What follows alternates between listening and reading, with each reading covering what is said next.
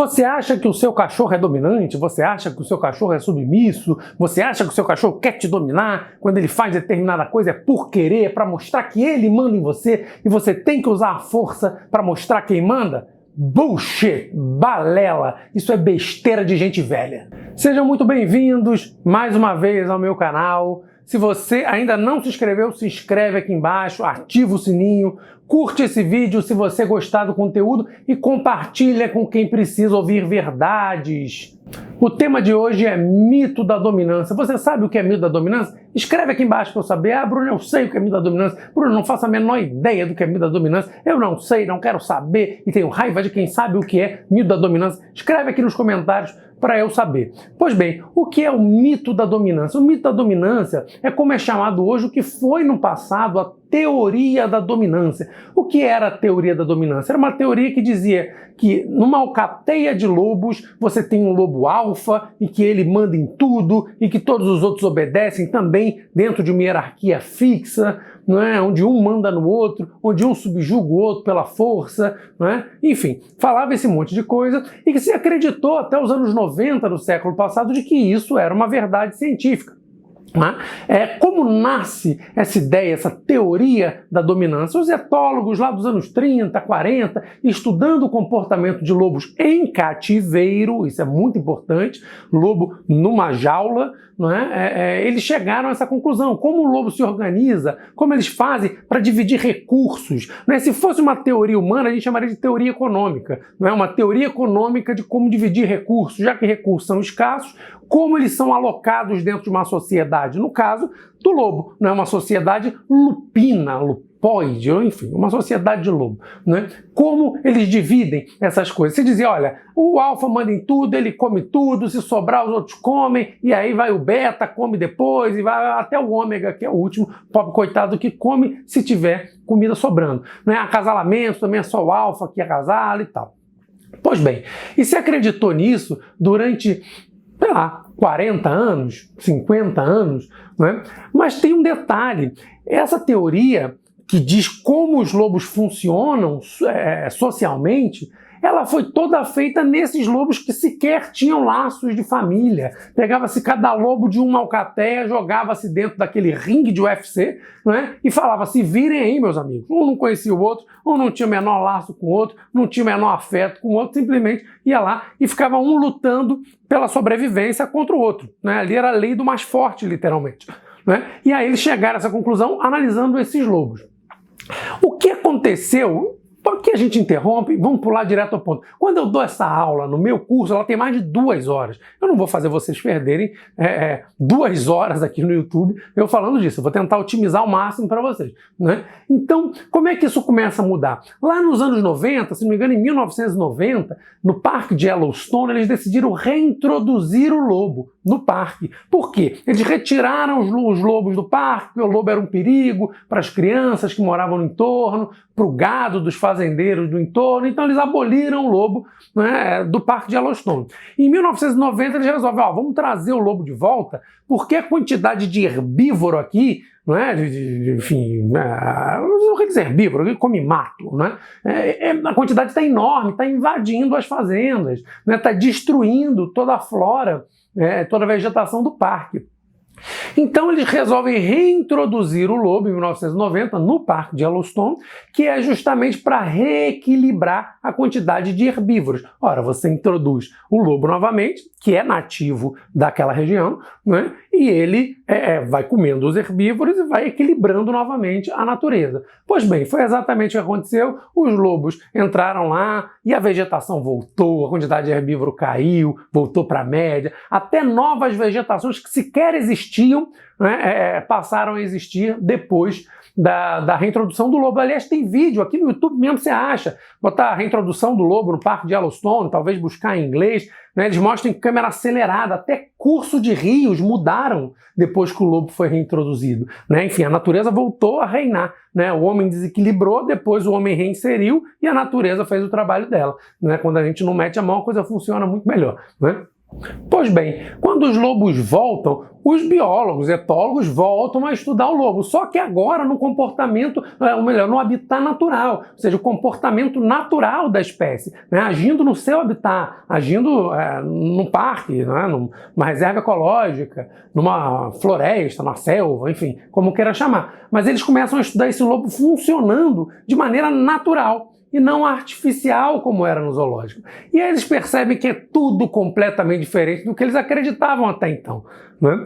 Por quê? Eles percebem que o lobo ele se organiza em estruturas familiares, exatamente como os seres humanos, onde os pais mandam, os filhos do meio obedecem e ajudam a criar os filhos mais novos. Né? E eles perceberam que não é uma luta pela sobrevivência, mas pelo contrário, é uma cooperação dos pais com esses filhos mais novos, deixando esses filhos ficarem até mais tarde na alcateia, o que não é normal nos predadores. Os filhotes saem muito cedo, né, dos predadores, né, do grupo social dos predadores, e no lobo isso é diferente.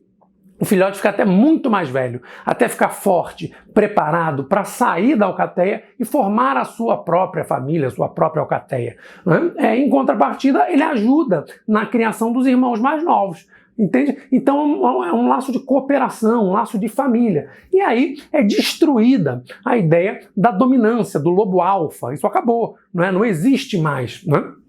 Pois bem, o que acontece, e vocês encontram isso também aqui. Eu vou colocar o link desse vídeo do Dr. David Mack, que é o maior especialista em lobos do mundo, não é? Fazendo uma meia-culpa, né? Dizendo, olha, realmente a gente difundiu essa ideia do lobo alfa, né? Porque era o que a gente tinha na época. Depois a gente percebeu, a gente viu pelos estudos científicos, mostraram que não, o lobo não se comporta da forma que ele se comporta em cativeiro, vivendo no seu habitat natural. Logo, não existe uma teoria da dominância, né?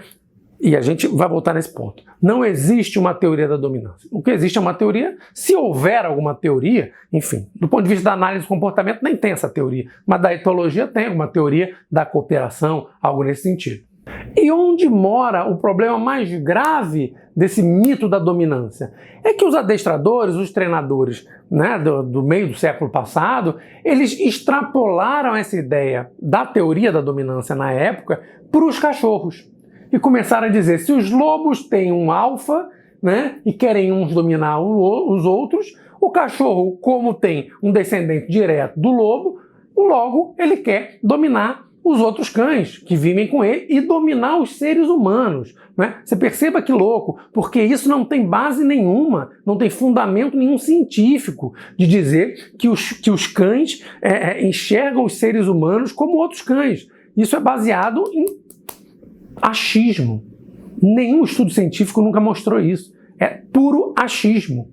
Entende? E durante muito tempo se adestrou cães no achismo. Olha, eles têm a teoria da dominância, eles querem dominar a gente. Primeiro, a teoria da dominância era do lobo. Né? No cachorro, o Dr. John Bradshaw mostrou que é completamente diferente. PhD e um dos maiores especialistas em evolução da espécie canina no mundo. Né? O Dr. John Bradshaw fez vários experimentos com cães ferais, cães de aldeia, e mostrou que o cachorro ele se organiza socialmente de maneira completamente diferente dos lobos. Né? Então, mesmo que existisse uma teoria da dominância, nos cães seria completamente diferente. Percebe? Bom, então, na verdade, isso foi uma balela que os treinadores extrapolaram e começaram a justificar comportamentos do cachorro baseado nessa teoria. Dizendo, esse cachorro é dominante, ele faz isso porque é dominante, ele faz aquilo porque é dominante, basta você mostrar quem manda. Ou seja, isso acabou popularizando o uso do excesso de força, o uso da punição, o uso do enforcador, esse tipo de coisa. Né? Ele foi embasado por uma teoria que sequer existia e que foi inventada por seres humanos e depois o ser humano percebeu e a gente criou uma teoria que sequer é verdade. Né? E o problema é, os treinadores antigos, ou até novos, hein, que foram treinados por esses antigos, continuam, boa parte deles, acreditando nessa teoria. E muitos tutores leem essas coisas na internet. Eu mesmo escrevi sobre isso. Você vai achar texto meu falando de teoria da dominância. Porque eu acreditei também na teoria da dominância. A minha geração foi formada dessa forma. A minha geração de adestradores, não é? O problema é esse. A gente extrapolou num achismo de que o ser humano era visto como um cachorro, né? E num achismo de que o cachorro seguia a mesma coisa que o lobo, não é? Sendo que nem o lobo seguia aquilo, percebe? Fique tranquilo, o seu cachorro não quer te dominar, não é? Basta você educá-lo. Basta você ensinar o seu cachorro o que ele deve fazer, ensinar o seu cachorro como ele deve se comportar nas várias situações que acontecem no dia a dia dele. É só uma questão de educação, não é de dominação. É uma questão de cooperação, de troca, né? De troca. Todo o ensinamento é também um aprendizado para quem ensina. Então é troca, é cooperação, não tem a ver com força, com dominação, né? Mas infelizmente quem só conhece a linguagem da força e da dominação acaba usando esse tipo de linguagem e usando esse tipo de artifício até hoje com os seus cães profissionais. Não é? Profissionais continuam fazendo isso porque só conhecem isso. Talvez tenham sido criados dessa maneira, usando a força e sendo dominados pelos seus pais, não é? E continuam replicando esse tipo de comportamento à torta e à direita. O que é muito ruim, porque cria uma geração de tutores que acha que usar a força é normal, que acha que o certo é mostrar quem manda, né? Quando o certo é mostrar quem educa. Né? O certo é educar o cachorro a fazer, sempre com trocas, por recompensas. Né? A gente chama de reforço positivo. Né? Ensinar de maneira positiva, adestramento positivo, né?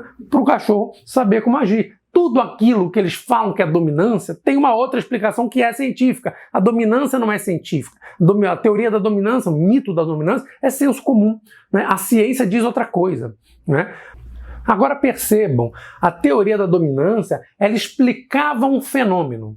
Né? Ou seja, ela via as brigas acontecer, as disputas acontecerem e falava, olha, eu não sei porque que essa disputa acontece, deixa eu começar a averiguar. Olha, me parece que existe um lobo dominante aqui. Né? Esse lobo dominante manda em tudo e tal, e aí cria uma teoria em cima do fenômeno. O que acontece é, o fenômeno existe, só que ele tem uma outra explicação.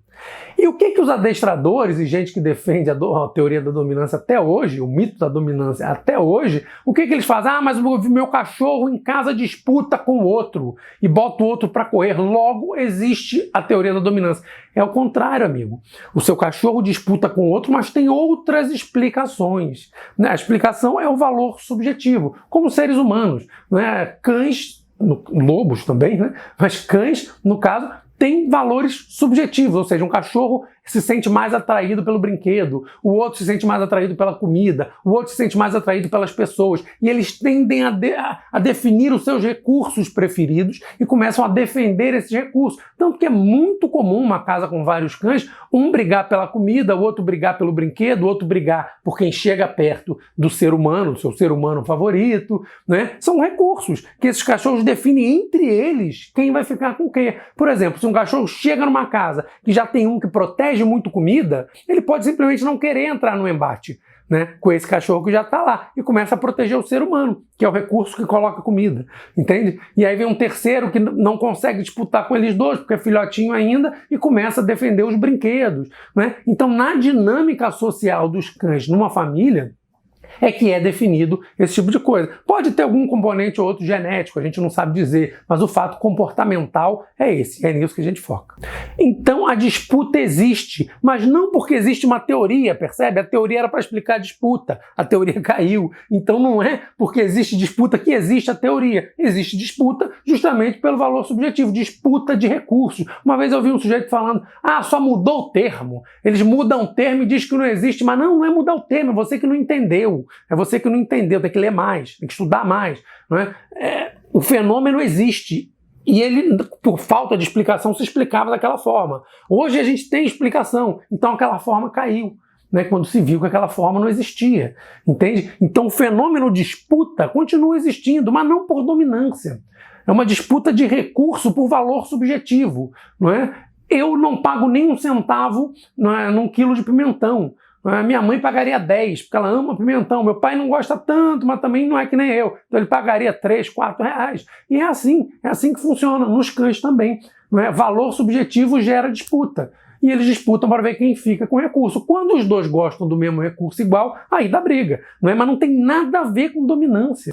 Então não existe cão dominante, não existe cães submissos, existem cães que disputam recursos. Tanto que é comum ver um chihuahua botando um Rottweiler para correr. Não é? Ele bota o Rottweiler para correr porque ele quer muito mais aquele recurso do que aquele Rottweiler. E é só por isso, não é porque ele é dominante. Perceba que no erro está, o que é? Tu me explica o que é a dominância. Aponta ela, aponta a dominância aí, e me mostra mostra o que é ela? Ninguém sabe explicar, só repete que nem papagaio. O fato é que o Chihuahua gosta mais daquela bolinha do que o Rottweiler. O Rottweiler não liga tanto, e aí ele vai sair. Agora, se o Rottweiler ligar para aquela bolinha de maneira igual, vai dar briga não, né? Massacre, como vai dar uma lambida mais forte, vai matar o pobre Chihuahua.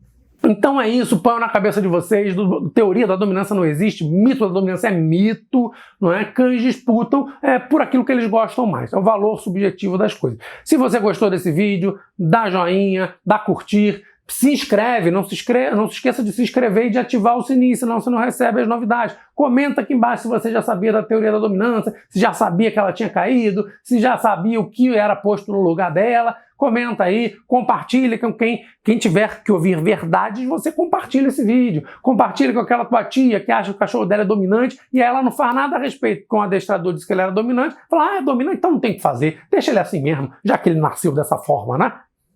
Então espero ter ajudado vocês. Até o próximo vídeo. Tchau, tchau.